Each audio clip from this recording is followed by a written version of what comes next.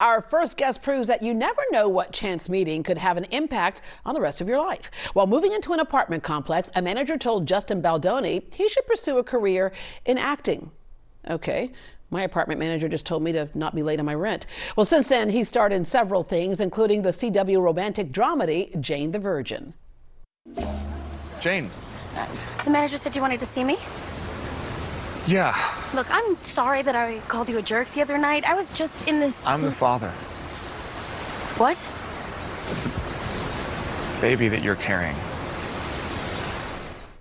Justin is also a director, producer, and now a published author. His new book, Man Enough: Undefining My Masculinity, is a continuation of his TED Talk that went viral. I've been pretending to be a man that I'm not my entire life. I've been pretending to be strong when I felt weak, confident when I felt insecure, and tough when really I was hurting. I think for the most part, I've just been kind of putting on a show. But I'm tired of performing. And I can tell you right now that it is exhausting trying to be man enough for everyone all the time. Well, Justin joins us ahead of his virtual event with Houston's Blue Willow Bookshop. Details on that in a minute, but first, let's find out more about that apartment manager. Good morning, Justin. Hi, how are you? Good. All right. First of all, I have to say, I love Texas, but specifically a shout out to Brandy, who works with me at Wayfair, who designed the cover of my book. She's a huge fan of yours, and Aww. I just wanted to put that out in the universe because she worships you and says you are amazing. That is awesome. I wish I grew up watching you. Okay, well, I got to know about Brandy more. We'll get more information on Brandy. She and I need to hook up and have lunch one day and thank her for that cover. Or a lot of us want to thank her for that cover. I always say, we know where people are, but we don't know how they got there. So I want to start with that with you. As a kid, when someone said to you, "Oh, young man, what would you like to be when you grow up?" What was your answer? My dad knew I wanted to be in this business. But I grew up in a small town in Oregon. When I was 10, we moved from LA to Oregon. So it was really far away. Imagine it can be what some folks in Texas feel like, now, although Hollywood is moving to Texas, so who knows? Yeah, Medford, was it Medford, Oregon? Medford, Oregon, yeah. I've actually been there. I had a college roommate that was from there. You're kidding? Yeah. Was it an accident? Did you just drive by it real fast on the way to a bigger city? We went home for a holiday, and I was like, "Oh, Medford, okay." Ooh, yeah, it's an interesting place, but great people, homegrown people, and yeah. So I didn't really have the confidence, I don't think, to actually own and say, I want to be an actor one day, or I want to be a director one day. I can sure as heck tell you, I never thought I would be an author one day. Yeah. And God has other plans, and sometimes I just think of myself like a feather in the wind, going wherever God takes me. I just want to be of service with whatever my gifts are. Well, it's interesting because sometimes we might not have the confidence, but if we listen to those people that God puts in our life, right? I had a teacher who said I should go into journalism, and I was like, no. I didn't think I was pretty enough. I didn't think I was smart enough. I was going to go into medicine instead, right? That way I didn't have to depend on people looking at me. But you had I feel that. Yeah, right. But there's this chance meeting that you had with an apartment manager. Tell us about that.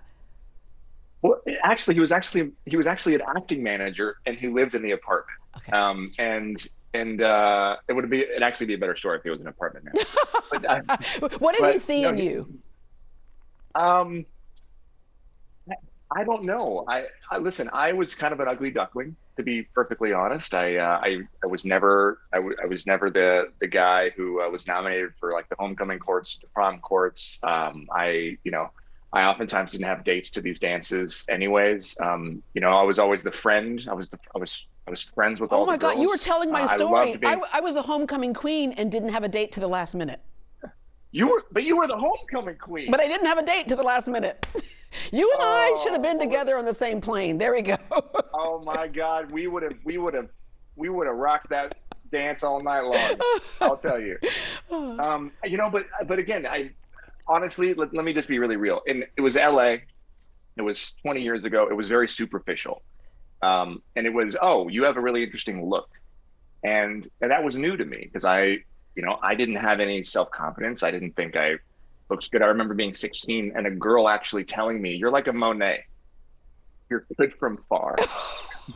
Oh, And so, you know, I grew up with a lot of these strange experiences that have really impacted and shaped my masculinity and have brought me into this existence. So when I started, you know, getting roles to play like the hot or the sexy guy, I remember calling that same manager and saying, "Hey, did you send this to the right client?"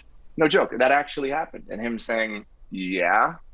And I've had to come to terms with, oh, okay, I guess the world does, some people in the world think that I am stereotypically attractive, but that doesn't mean that on the inside I don't struggle with my own self-worth and self-image. yeah, yeah. You know, the nice thing about that sometimes is that you do have some humility, right? But you're not just an actor, director, founder of Wayfarer Studios. You directed 5 Feet Apart.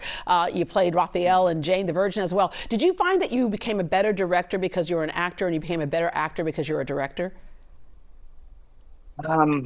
I definitely think acting influenced and helped my directing significantly. As an actor, you learn language. You understand how to give direction that can elicit an emotion. And also, as an actor, you work with a lot of directors who don't know how to do that. And so I felt very comfortable making that transition. The truth is, if there was ever something that I wanted to be, it would have been a director. I was making music videos for the girls in high school when I was 15, 16 years old, and turning in book reports, which I talk about in my book, instead of turning in movies instead of book reports.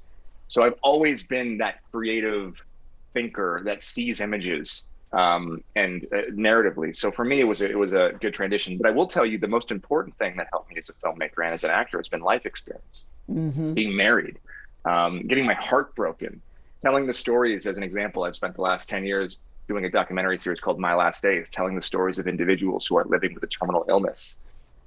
This kind of real human work, that's what's, I think, impacted my life and art the most. Yeah, yeah. Your toughest times are your resume for life, right? Yeah, and I always say your toughest times teach you your best lessons, because nobody wants to hear from someone who says, "Have you ever had any?" Nope, life's just been perfect. Nope.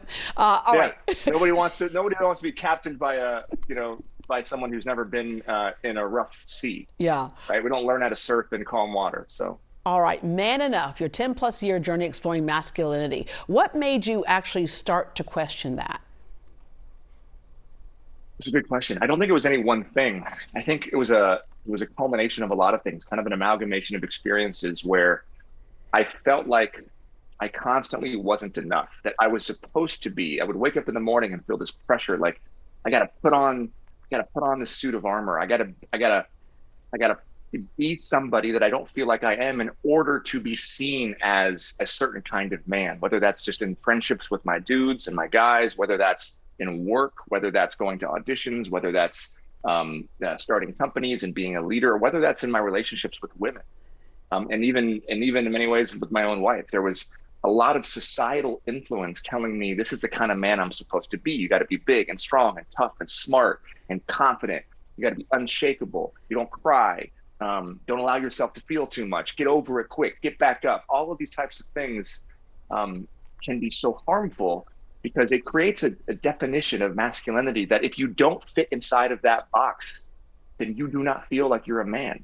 Yeah, it removes your ability to be human, right? Because there are things that we say are a man, but it's about being human. And we do that so early in life. It's like as soon as they say it's a boy, you know, there's the baby blue nursery, there's the army theme, there's all that type of stuff, which is nothing wrong with that. But it does squeeze you into that box that you talked about. And it's interesting because for women, we've fought those traditional roles for a long time. We're not just a domestic servant, you know, and then I remember in the 70s, that commercial, I can bring home the bacon, fry it up in the pan, right? And it was this fight to say, I can. A good voice. Oh, thank you. But it's this fight to say, I can do it all. But, you know, for men, when you challenge those roles, the presumption is that, oh, no, you're perfectly fine with that role that you have. But you brought to light, no, we're not. Can we be human? Can we take those traits of masculinity and redefine them? What are some of the non-stereotypical traits of masculinity that you find that most men have but don't want to admit to or bring out in the public?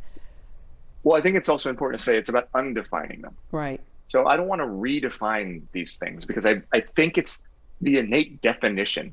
The fact that somebody wrote what is inherently masculine, that is the problem. Right. Because I believe that women and men and gender nonconforming people, there's a spectrum of these traits. And these aren't masculine or feminine traits. These are human traits.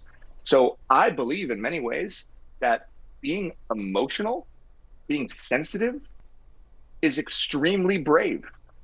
Therefore, does that make it masculine or feminine?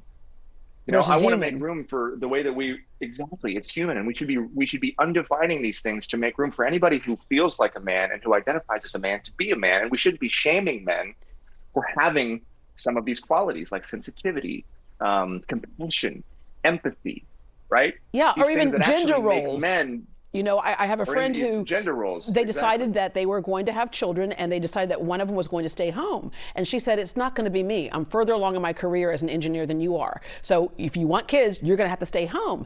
And he did that. And he said, Deborah, it was the hardest thing in the world to be at the park. And of course, everybody would look at him and go, oh, did you lose your job? Or, oh, did you, you know, and he's like, is it okay for me to be a father and stay home and raise the kids until they're at least in school? And he said, But it you was bring just, up a really good point. it was hard Please for keep him. Yeah. So like, you're a father, you can change diapers and do all that stuff too, right? Well, that's the whole thing is society has told us that men must be the providers. And for this gentleman and for a lot of stay-at-home dads, there's a crisis that happens in that moment because sure, while they might be not as far in their careers as the women in their lives who are going out and working and providing, they are told by society, they are told by culture that they are no longer a man, that they are no longer worthy of having that title. They're not man enough because they're the ones staying home and not providing, because so much of the messages that we're getting as young boys and men is that we got to grow up to be providers, to provide and protect for our families. It's baked into masculinity. I talk about it in the book. And also we have to be just honest here. Women also battle this exact same thing.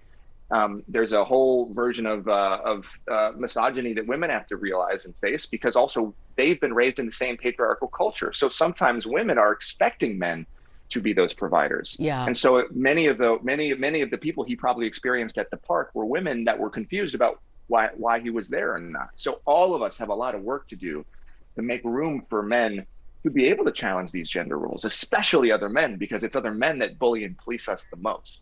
You got such a response from your TED Talk, which it speaks to you hit a hot button, right? What is it that you want men and women to get from this book? Because I think it's important for women to read this book as well.